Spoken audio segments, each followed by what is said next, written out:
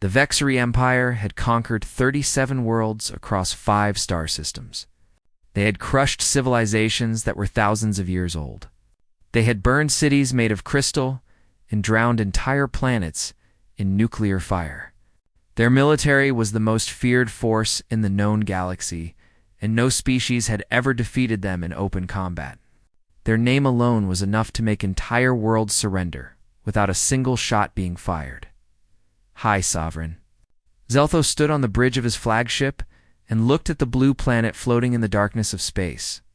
Earth. A small world orbiting a yellow star at the edge of an unremarkable galaxy. The Galactic Council had classified its inhabitants as a primitive species. Their technology was laughable by galactic standards. They had barely managed to send a few of their kind to their own moon. They still fought wars among themselves over patches of dirt and differences in belief. They had not even discovered faster-than-light travel yet. Zelthos felt almost embarrassed to be here. Conquering this world would bring no glory to his name. It was like a mighty warrior stomping on a helpless insect. But the Empire needed the rare minerals buried beneath the planet's surface. And the Council had given them permission to proceed with the conquest. The humans were not protected under galactic law. They were too primitive to matter. They were nothing more than animals waiting to be tamed. 17 massive warships descended through the clouds on a quiet Tuesday morning. They appeared over every major city on Earth at exactly the same moment. New York, London, Beijing, Moscow, Tokyo, Sydney, Paris, Berlin. The ships blocked out the sun with their enormous shadows. Each vessel was larger than any structure humans had ever built. Their dark hulls gleamed with an alien metal that seemed to absorb the light around them. People on the streets below stopped and stared at the sky. Some screamed and ran for cover. Some fell to their knees and prayed to whatever gods they believed in. Some simply stood frozen in place, their minds completely unable to process what their eyes were seeing. Traffic stopped. Phones rang endlessly. The world held its breath in Washington, D.C. General Danny Hartwell was drinking his second cup of coffee when his phone rang. The voice on the other end belonged to a young officer at NOR, and the words he spoke made Danny set down his cup very slowly. Unidentified aircraft of massive size were appearing simultaneously across the entire globe. No known technology on Earth could explain their presence or their sudden arrival. Danny was 62 years old. He had served his country for 4 decades. He had seen combat in 3 different wars on 2 different continents. He had buried friends and sent young soldiers to their deaths. He had faced enemies that wanted to destroy everything he loved. But nothing in his long and difficult career had prepared him for this particular moment. This was not a war between nations. This was something far bigger and far more terrifying. The aliens broadcast their message 30 minutes after their arrival. It came through every radio, every television, every phone, every computer screen on the planet at the same time. The voice spoke in perfect English, perfect Mandarin, perfect Spanish, perfect Arabic, and every other language known to humanity. It was cold and mechanical and utterly without emotion. The message itself was brutally simple. People of Earth, you are now subjects of the Vexery Empire. Surrender your weapons and your leaders within 6 hours. Any resistance will result in the complete destruction of your cities. You have no hope of victory. Comply, and you will be allowed to live as servants. Resist, and you will be exterminated. You have 6 hours to respond. President Lisa Monroe was a former prosecutor from Ohio who had built her career on fighting for the underdog. She had won her election on promises of healthcare reform and economic growth and better opportunities for working families. She had never imagined that her presidency would involve negotiating the survival of the entire human race. But she sat in the Situation Room, surrounded by generals and advisors, and listened to their grim assessments with a calm face that hid the absolute terror in her heart. Colonel Kevin Price laid out the military situation in harsh and unforgiving terms. The alien ships possessed weapons that could level entire cities in mere seconds. Their hulls appeared to be made of materials that did not exist anywhere on Earth. Their energy signatures suggested power sources far beyond anything humanity had ever conceived or dreamed of. A direct military confrontation would not just be difficult. It would be complete and total suicide. The room fell into heavy silence. Everyone looked at the president and waited for her to speak. Some expected her to begin drafting a surrender. Others simply looked lost and hopeless. Danny Hartwell cleared his throat and asked for permission to share something he had noticed. He had been studying the sensor data from the initial scans while the others were talking, and something strange had caught his attention. The alien ships were impressive in their size and their weapons. That much was obvious to anyone with eyes, but their hull plating was remarkably thin, almost fragile looking. It was as if they had never needed heavy armor before, as if no one had ever actually tried to hurt them. He explained his theory to the room in simple terms that everyone could understand. The Vexery had conquered dozens of worlds over thousands of years. They had never lost a single war, and that simple fact meant something very important. They had never faced a species that truly fought back against them. Their ships were designed to intimidate and destroy helpless populations, not to withstand a sustained and determined assault from a species willing to die rather than submit. President Monroe leaned forward in her chair and asked, "The question that would change human history forever. What if we do not surrender? What if we choose to fight them?" The advisors shifted uncomfortably in their expensive seats. Some thought she was making a dark joke. Some thought she had completely lost her mind under the pressure. Colonel Price pointed out in a tired voice that they would be fighting a technologically superior enemy, with weapons that could not possibly harm them. It would be like throwing rocks at a tank. Danny shook his head slowly. He had spent his entire life studying the art and science of war. He knew that technology was only one factor in combat. Will mattered just as much. Courage mattered. The absolute refusal to accept defeat mattered most of all. The Vexery had never encountered a species that was willing to die fighting rather than live on its knees. The president made her decision right there in that room. She would not surrender her world and her people. She would not hand over humanity to alien conquerors without a fight. If the human race was going to die, it would die standing on its feet with weapons in its hands, within the hour. She was on the phone with other world leaders around the globe. The calls were brief and intense. The choice was stark and simple, and one by one, every nation on Earth made the exact same decision. Russia said yes. China said yes. India and Brazil and Germany and Japan all said the same word. Old enemies set aside their ancient differences. Grudges that had lasted for generations were forgotten in an instant. For the first time in human history, the entire species united behind a single purpose and a single goal. They chose to fight in the Galactic Council Observation Center, thousands of light years away. Ambassador Thrin of the Mellery Collective watched the events unfold on her viewing screen with growing unease. She had seen many primitive species face the Vexery before. They always surrendered. They always begged for mercy. They always accepted their fate as conquered peoples. But these humans were doing something she had never witnessed in all her years.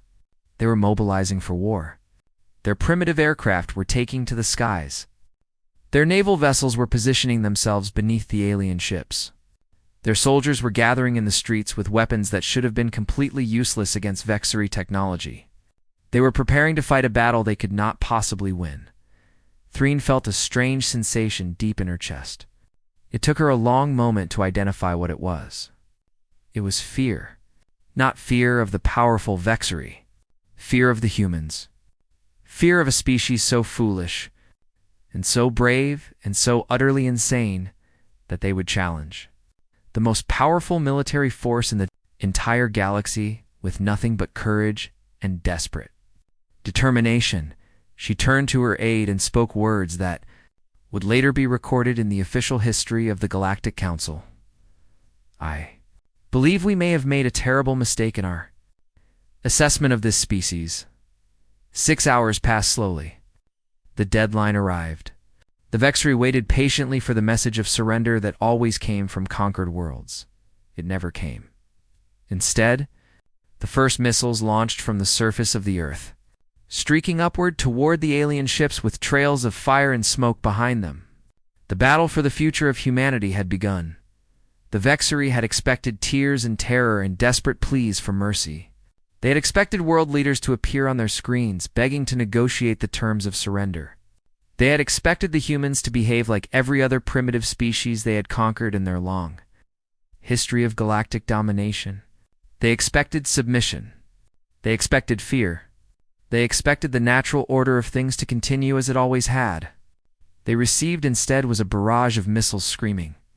Up from the surface of the planet below, Lieutenant Commander Amy Lawson stood on the bridge of the USS Defiance, a destroyer positioned in the Pacific Ocean, about 200 miles off the coast of California. She was 34 years old, with short brown hair and steady hands that never shook even in the worst situations. She had joined the Navy right out of high school because she wanted to see the world and serve her country. She had never imagined that serving her country would one day mean firing weapons at spacecraft from another star system. The alien vessel, hovering over Los Angeles, was enormous. It cast a shadow that covered half the city. Its weapons had already destroyed 2 fighter jets that had gotten too close. The situation seemed hopeless to most of the crew. They were throwing rocks at a giant dot. Amy gave the order to fire everything they had. The missiles launched from the UHR ship in rapid succession. Tomahawks and harpoons and every other piece of ordnance they could get into the air. The crew watched on their screens as the weapons streaked toward the alien ship, expecting them to bounce off harmlessly or be shot down by some kind of advanced defense system. The Vexery had energy shields. Everyone in the galaxy knew that. Their shields were designed to deflect plasma weapons and particle beams and all the other advanced weaponry used by spacefaring civilizations. The shields had protected Vexery ships for thousands of years.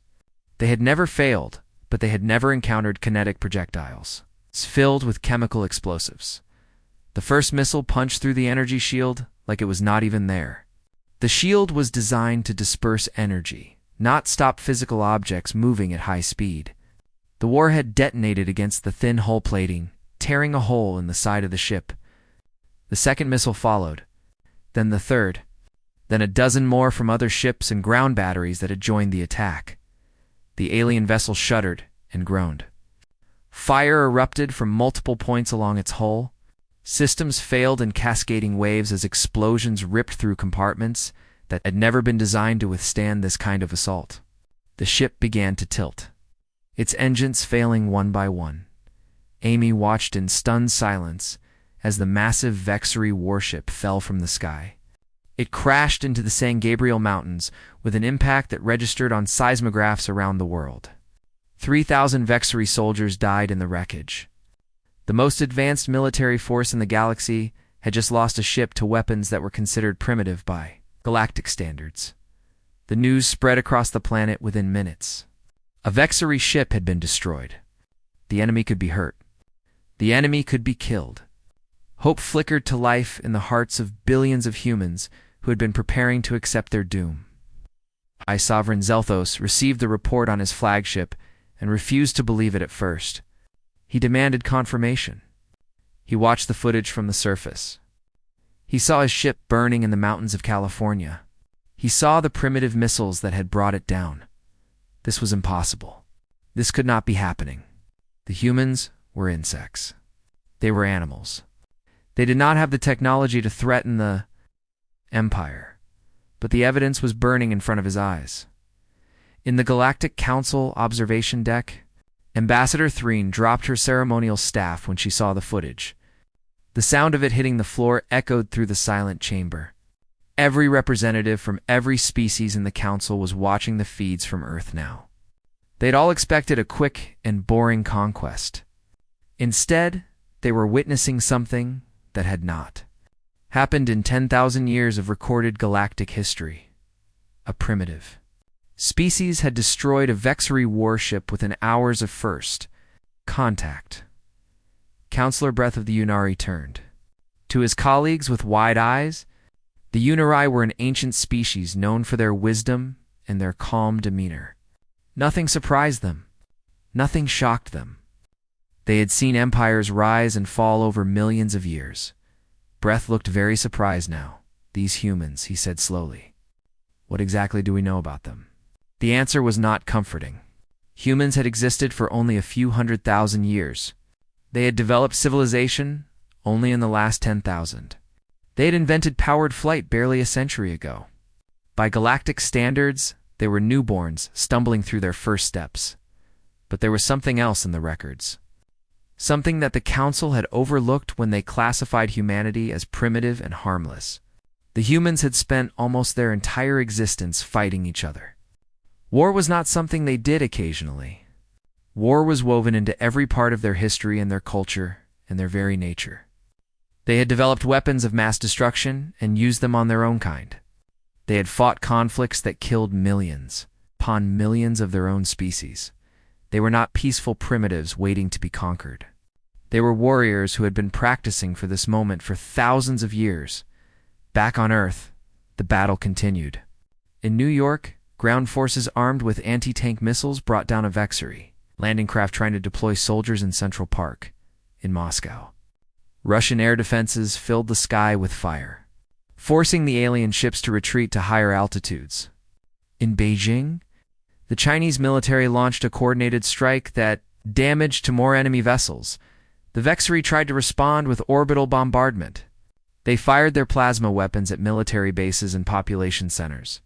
They expected the humans to break and scatter, beg for mercy. Instead, the humans got angry. Chris Donovan was a factory worker from Detroit. He was 45 years old with a wife and 2 kids in a small house with a mortgage he could barely afford. He had never been in the military. He had never fired a weapon at another person in his life. He spent his days assembling car parts and his evenings watching football with his friends. When the aliens attacked, Chris watched the news for 6 hours straight. He saw cities burning. He saw people dying. He saw the whole world he knew being torn apart by invaders from another star. And something changed inside him. Something ancient and fierce that had been sleeping in his blood for thousands of generations. He went to his closet and pulled out the hunting rifle his father had given him when he was 16. He cleaned it carefully and loaded it with ammunition. Then he drove to the nearest recruitment center and joined the line of volunteers that stretched around the block. He was not alone. Millions of humans around the world were doing the same thing. Factory workers and teachers and accountants and farmers, old veterans who had not held a weapon in decades, young people who had never known war. They all came forward to fight. The Vexery had invaded many worlds. They had always won through superior technology and overwhelming force. They had never faced an entire planet of beings who would rather die than submit to foreign rule. High Sovereign Zelthos looked at the reports coming in from every continent. His forces were losing ground troops faster than they could deploy them. His ships were taking damage from weapons that should have been harmless. His carefully planned conquest was falling apart around him. He sent a message to the Vexery Emperor back in their home system. He requested immediate reinforcements. He admitted that the situation had become unexpectedly complicated. He did not use the word desperate, but the Emperor could read between the lines. Reinforcements would arrive in 30 days. Zelthos just had to hold the line until then. He just had to survive against a planet full of primitive creatures who refused to know their place in the galaxy. He looked at the blue world on his view screen and felt something he had never experienced before in his long military career. He felt doubt. 72 hours had passed since the invasion began. High Sovereign Zelthos stood in the command center of his flagship and stared at the holographic display showing the current state of operations on the planet below. Red markers indicated Vexery positions. Blue markers indicated human resistance. When the invasion started, the display had been almost entirely red. Now, it was drowning in blue. The Empire had lost 5 warships. Over 20,000 ground troops were dead or missing. Every landing zone they established was attacked within hours. Every supply line they created was ambushed and destroyed. The humans were everywhere, striking from shadows and vanishing before the Vexery could respond. This was not how conquest was supposed to work. On the third day of the invasion, the Vexery attempted an orbital bombardment of major military installations. They positioned their ships in high orbit and prepared to rain plasma fire down on the stubborn humans below. The strategy had worked on every other world they had conquered. Burn enough cities and the survivors would always surrender. The humans did not give them the chance. Submarines, hidden beneath the oceans of Earth, launched nuclear-tipped missiles at the Vexery fleet. The weapons rose from the depths of the Pacific and Atlantic, climbing toward space on pillars of fire. The Vexery had never considered that a threat might come from beneath the water. Their shields were pointed downward, toward the land. The missiles struck from unexpected angles, damaging 3 ships and forcing the entire fleet to retreat to higher orbit. The Galactic Council watched the footage with growing alarm. Counselor Breath called an emergency session to discuss what they were witnessing. Representatives from 100 different species gathered in the Great Chamber, their faces displaying various expressions of shock and disbelief. The humans are using weapons designed to destroy their own cities, Breath said. They are willing to poison their own atmosphere and irradiate their own land rather than submit to conquest.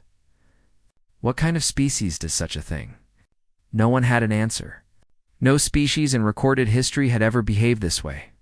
Most civilizations surrendered when faced with overwhelming force. It was the logical thing to do. Survival was the primary drive of all living creatures. But the humans seemed to value something more than survival. They valued freedom. They valued defiance. They valued the right to choose their own fate, even if that fate was death. On the ground, the situation was even worse for the Vexery. Their landing parties were designed for occupation duty, not active combat against a hostile population. They expected to walk through empty streets and accept the surrender of terrified officials. Instead, they walked into ambushes that left entire units dead in minutes. Navy pilot Greg Palmer was 28 years old when the aliens came. He flew an F-18 fighter jet off the deck of an aircraft carrier in the Pacific. On the 5th day of the invasion, his squadron was ordered to attack a Vexery command ship that was coordinating ground operations in Asia. They all knew it was a suicide mission. The alien ship had weapons that could swat them from the sky. Like flies, Greg volunteered to lead the attack. His squadron launched everything they had at the command ship. Most of the missiles were shot down by point defense systems. Most of the pilots were killed by plasma fire that turned their aircraft into burning wreckage. But Greg kept flying. His plane was damaged and trailing smoke. His instruments were failing. He could not eject because his canopy had been fused shut by heat damage, so he did the only thing he could do. He aimed his crippled fighter directly at the engine core of the Vexery command ship and pushed his throttle to maximum. The explosion tore the ship apart from the inside. 1,500 Vexery died in the blast. Greg Palmer became the first human to destroy an alien capital ship through direct action. He would not be the last. Stories like his spread across the planet through whatever communication channels remained active. They gave people hope. They gave people courage. They reminded everyone that the invaders could be hurt and could be killed and could be beaten. Megan Summers was a high school history teacher from Kansas before the invasion. She was 41 years old with 2 children and a husband who worked as an electrician. When the Vexery landed troops near her town, she gathered her students and their families and led them into the countryside to hide, but hiding was not enough for Megan. She had spent her career teaching young people about the resistance movements of World War II, she had told them. Stories about ordinary people who stood up against impossible odds. Now, she had the chance to live those stories herself. She organized a resistance cell of 300 civilians, farmers and shop owners and office workers who had never fired a weapon in anger. She taught them how to make improvised explosives from fertilizer and fuel oil. She taught them how to move through the land without being detected. She taught them how to fight. On the 7th day of the invasion, her group attacked a Vexery ground base using nothing but homemade bombs and hunting rifles and absolute determination. They captured the base and all its equipment. They killed 200 alien soldiers without losing a single civilian. The Vexery could not understand what they were facing. These were not trained military forces. These were ordinary people. Teachers and farmers and factory workers. How could such individuals pose a threat to the greatest military power in the galaxy? They did not understand that humans had been ordinary people, fighting against impossible odds for their entire history. They did not understand that this was what humans did. This was who humans were. Retired Marine Sergeant Tony Garcia was 67 years old and living in Arizona when the invasion began. He had served 3 tours in Vietnam and 2 more in the Gulf War. He had been wounded 4 times and decorated 6 times. He had been retired for 15 years and spent most of his time fishing and complaining about his day knees. When the aliens came, Tony put away his fishing rod and picked up his old service rifle. He contacted every veteran he knew in 6 states. Within a week, he had organized a network of former soldiers that stretched across the American Southwest. They shared intelligence and coordinated attacks and made life miserable for every Vexery unit that tried to operate in their territory. The aliens called him the Old Wolf. They put a bounty on his head that would have made him rich beyond imagination. If he had been willing to surrender, Tony just laughed when he heard about it and planned his next ambush. High Sovereign. Zelthos received daily reports that grew more desperate with each passing hour. His forces controlled nothing on the planet's surface. Every position they held was under constant attack. His soldiers were terrified of the humans who seemed to appear from nowhere and vanish just as quickly. Morale was collapsing. He sent another message to the Emperor. He did not request reinforcements this time. He demanded them. He explained that the humans were unlike any species the Empire had ever encountered. They did not fight like a military. They fought like a force of nature, like a storm that could not be reasoned with, or intimidated or stopped. The Emperor's response was cold and brief. Reinforcements would arrive in 23 days. Zelthos was expected to maintain his position until then. Failure was not acceptable. Zeltos looked at the holographic display again. Blue markers were spreading like a virus across every continent. His proud invasion force was being eaten alive by creatures that the Galactic Council had classified as primitive. He was beginning to understand that primitive did not mean weak. It did not mean helpless. It did not mean incapable of fighting back. It just meant young, and youth, he was learning, came with a kind of savage energy that older civilizations had long forgotten. Day 15 of the invasion arrived with gray skies and cold rain over most of the northern hemisphere. The Vexery controlled nothing on the surface of Earth. Their remaining ships had retreated to high orbit, afraid of the humans below to descend any closer. Their ground forces had been wiped out almost completely. The greatest military power in the galaxy was hiding in space. Terrified of a planet they had expected to conquer in a single day, but the humans were not satisfied with simply driving the invaders back. They wanted more. They wanted to make sure that no alien empire would ever threaten their world again. And to do that, they needed to understand the technology that had been used against them. Dr. Paul Bennett was a physicist at MIT who had spent his career studying theoretical concepts that most people could not even pronounce. He was 53 years old, with messy gray hair and glasses that were always slightly crooked on his face. Before the invasion, his biggest concern had been securing funding for his research projects. Now he was leading a team of scientists in an underground bunker. Trying to unlock the secrets of faster-than-light travel, a crashed Vexery shuttle had been recovered from the mountains of Colorado on the 3rd day of fighting. The military had transported it to a secure facility where teams of engineers and scientists worked around the clock to understand its systems. Most of them had no idea where to even begin. The technology was centuries ahead of anything on Earth. Paul looked at the alien systems and saw patterns that others missed. He recognized mathematical principles that were universal regardless of what species had developed them. Physics was physics everywhere in the universe. The laws did not change just because you traveled to another star. Within 5 days, his team understood the basic principles of faster-than-light communication. Within 8 days, they had built a working prototype that could send signals across interstellar distances.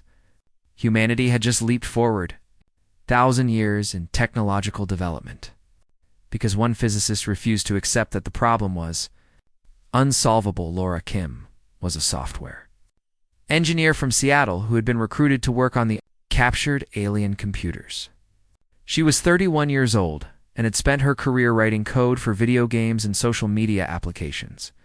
Nothing in her experience had prepared her to hack into systems designed by an alien civilization, but code was code. Logic was logic, and Laura was very good at finding patterns in complex systems. She cracked the encryption on the Vexery computers in 11 days. The alien programmers had been arrogant. They had never imagined that a primitive species could even access their systems, let alone break through their security. They had used the same encryption keys across their entire fleet because they saw no need for more sophisticated protection against creatures they considered barely sentient. Their arrogance cost them everything. Laura extracted star maps showing every system the Vexery Empire controlled. She found military frequencies and communication protocols. She discovered technical specifications for weapons and shields and faster-than-light drives. She handed humanity the keys to the galaxy on a silver platter. The world had united in a way that would have seemed impossible just weeks before. Russian engineers worked alongside American scientists in the same laboratories. Chinese manufacturing plants produced weapons based on designs created by European researchers. Indian programmers collaborated with Japanese technicians to reverse engineer alien computer systems. Old borders meant nothing. Old conflicts were forgotten. Humanity had become a single organism, focused on a single goal: survival. When the Vexery reinforcement fleet arrived on day 30, they expected to find a broken and demoralized enemy ready to finally accept defeat. High Sovereign Zelthos had warned the Emperor about the unexpected resistance, but no one in the imperial court had truly believed him. How could primitives possibly threaten the might of the Empire? It was absurd. The reinforcement fleet consisted of 18 additional warships, each one larger and more powerful than the vessels of the original invasion force. They dropped out of faster-than-light travel at the edge of the solar system and began their approach toward Earth with supreme confidence. This time there would be no mistakes.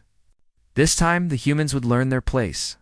They were still 3 hours from Earth when sensors detected something unexpected rising from the planet's surface. 6 ships were climbing out of the atmosphere on columns of blue fire. Their designs were crude and improvised, clearly constructed in great haste using whatever materials were available. But their power signatures were unmistakable. They were running on Vexery engines. They were armed with Vexery weapons. They were ships that humans had captured and repaired and turned against their former owners. The vessels bore flags. From nations all over Earth, American stars and stripes flew, alongside Russian eagles and Chinese dragons and symbols from a dozen other countries. The crews were volunteers who had learned to operate alien technology in less than a month. Many of them had never been in space before. Most of them expected to die in the coming battle. None of them cared. Captain Ryan Cole commanded the lead ship, which the crew had renamed Retribution. He was a former Navy officer who had been teaching at the Naval Academy when the invasion began. He was 44 years old with a wife and 3 children who were hiding in a shelter somewhere in Virginia. He had not seen them in 3 weeks. He did not know if he would ever see them again, but he knew why he was here. He knew what he was fighting for. His voice crackled over the galactic communication frequency, broadcast on channels that every species monitoring the conflict could hear. The Galactic Council listened.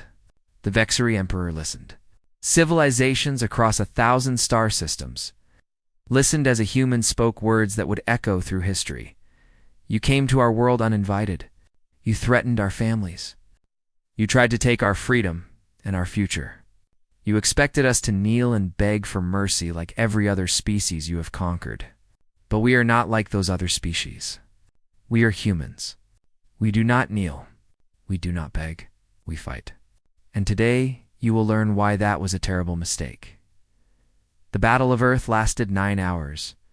The human ships were outnumbered 3-1. Their crews were inexperienced, and their vessels were held together with improvised repairs and desperate hope. By every logical calculation, They should have been destroyed in the first minutes of combat, but logic had never been humanity's strongest trait. The human captains fought with a ferocity that stunned the Vexery commanders. They took risks that no sane military officer would consider. They sacrificed their own ships to protect each other. They refused to retreat even when their vessels were burning around them. Ground batteries on Earth joined the battle, launching missiles into space that struck Vexery ships from below, while the human fleet attacked from above. Submarines surfaced and fired nuclear weapons at targets in orbit. The entire planet became a weapon aimed at the invaders. The Vexery lost 18 warships in those 9 hours. Their reinforcement fleet was completely destroyed.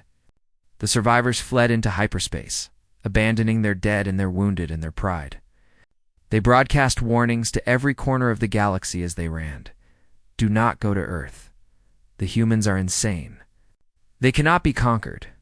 They cannot be intimidated. They will fight until the last one of them is dead. And even then, they will probably find a way to keep fighting. High Sovereign. Zelthos died in the battle when his flagship was rammed by a human vessel, whose captain had refused to eject even as his ship disintegrated around him. The greatest military commander in the Vexery Empire was killed by a species that had not even known aliens existed 6 weeks before, on Earth. People watched the battle on screens and radios and whatever communication devices still functioned. They saw their ships fighting against impossible odds. They saw explosions in the night sky that marked the deaths of alien warships. They saw humanity winning a war that should have been impossible to win. And when it was over, they did something that humans had done. After every great victory in their long history, they celebrated 6 months had passed since the Battle of Earth. The scars of the invasion were still visible across the planet. Cities bore the marks of plasma fire and missile strikes. Monuments had been erected to honor the fallen. The world was still healing from the wounds of the conflict. But humanity was no longer the same species it had been before the Vexery came. They had looked up at the stars, their entire existence, and wondered if they were alone. Now they knew the answer. The galaxy was full of life, full of civilizations both ancient and young, full of wonders and terrors beyond imagination. And humanity had earned the right to take its place among them in the most dramatic way possible. The Galactic Council had sent an invitation 3 months after the battle. They wanted to meet the species that had defeated the Vexery Empire. They wanted to understand the creatures that had shocked the entire galaxy with their stubborn refusal to die. They wanted to offer humanity a seat at the table where the fate of civilizations was decided. Ambassador Katie Morrison was chosen to represent Earth at the Council. She was a former diplomat who had spent her career negotiating trade agreements and resolving minor disputes between nations. Nothing in her experience had prepared her to speak on behalf of her entire species to an audience of aliens from across the galaxy. But she accepted the responsibility because someone had to.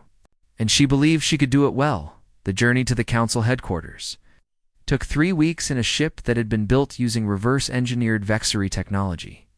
Katie spent most of that time studying everything humanity, had learned about galactic politics and the various species she would encounter. The information was overwhelming. But she absorbed as much as she could. The Council headquarters was located on a massive space station, orbiting a star at the center of the galaxy. The structure was larger than some planets. Built over millions of years by species that had risen and fallen while humanity was still learning to make fire, Katie felt very small as her ship approached the docking bay. She felt the weight of 8 billion human souls resting on her shoulders. The great chamber of the Galactic Council was designed to humble visitors. The ceiling stretched up into darkness far overhead. The walls were lined with holographic displays showing star systems and civilizations from every corner of the galaxy. Representatives from over 100 species sat in tiered rows that circled the central speaking platform. Some looked vaguely humanoid. Others were so alien that Katie could not even identify where their eyes were located. She walked to the platform alone. Her footsteps echoed in the vast space. Every eye and sensor and appendage in the chamber was focused on her. She was the first human to ever stand in this place. She was making hist. Ari, with every breath she took, High Counselor Ven presided over the session from an elevated position at the head of the chamber. He belonged to a species called the Kethrani, ancient beings who had helped establish the council in the distant past. His body was tall and thin with skin that shifted colors based on his emotional state. Right now it was a deep blue that Katie had learned indicated intense curiosity. "Ambassador Morrison," he said in a voice that resonated through the chamber. "You represent a species that has surprised us all. The Vexery Empire had never been defeated in 10,000 years of conquest. Your people accomplished this in less than 2 months. The Council wishes to understand how this was possible." Katie had prepared a speech full of diplomatic language and careful phrases designed to avoid offense. She had memorized statistics and historical references and talking points that her advisors had spent weeks crafting. But standing there in that chamber, looking at the faces of beings from civilizations older than human history, she decided to throw all of it away. She spoke from her heart instead. "You classified us as primitive," she said. "You looked at our technology and our conflicts and our short history and decided we were not worthy of protection or consideration. You gave the Vexery permission to conquer us because you thought we did not matter." The chamber was silent. Several counselors shifted uncomfortably in their seats. "But you missed something important about our species. You missed the thing that makes us who we are. We fight. We have always fought. We fought the ice ages and the famines and the plagues that should have wiped us out. We fought each other for thousands of years, learning and adapting and becoming stronger with every conflict. We fought because we had no choice. Survival was never guaranteed for us. We had to earn it every single day." She paused and looked around the chamber at the representatives of species that had known peace and stability for millions of years. "When the Vexery came, they expected us to surrender like every other species they had conquered. They expected us to calculate the odds and make the logical decision to submit. But we are not logical. We are stubborn and angry and completely unwilling to accept defeat. We would rather die fighting than live as slaves. That is not a weakness. That is our greatest strength." High Counselor Ven leaned forward in his seat. His skin had shifted to a pale gold color that indicated respect. "What does humanity want from the Council?" he asked. Katie smiled. "We want many things. We want trade agreements and access to your knowledge and technology. We want a seat on this council so that our voice can be heard in galactic affairs. We want to explore the stars that we have dreamed about since the first humans looked up at the night sky." She took a breath and continued. "But most importantly, we want the galaxy to understand something. Earth is not a world to be conquered. It never was.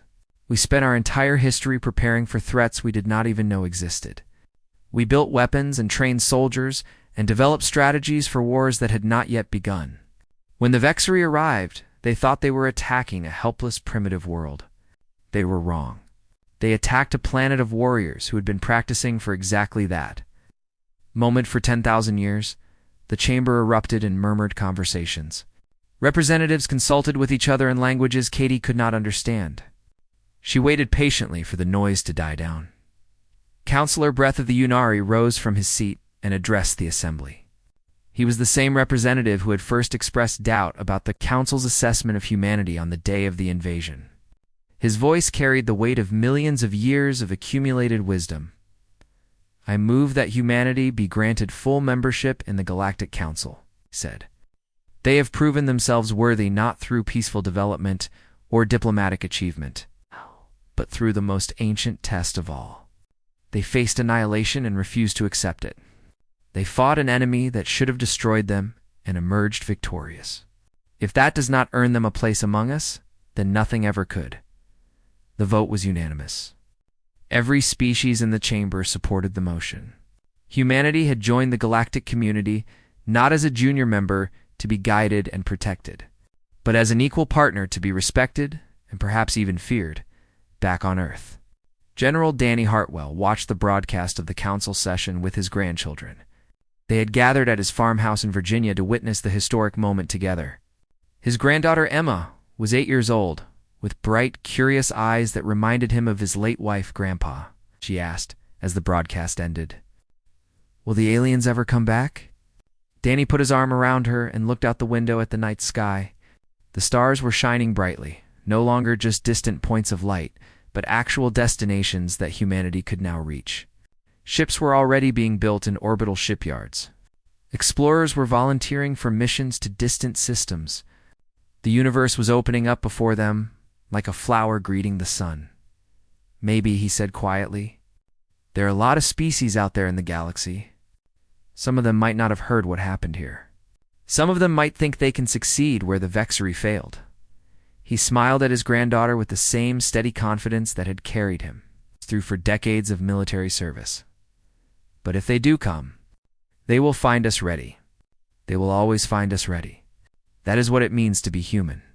We prepare for the worst and hope for the best and never give up." Emma nodded seriously, accepting his words with the simple faith of childhood. Outside, the stars continued to shine. The galaxy stretched out before humanity like an endless ocean waiting to be explored. And somewhere in the depths of space, survivors of the Vexery fleet were still telling stories about the blue planet that had refused to fall. The planet that had taught the galaxy a valuable lesson about the difference between invading a world and assaulting one. Earth had been assaulted, and Earth had won. The story of humanity among the stars was just beginning.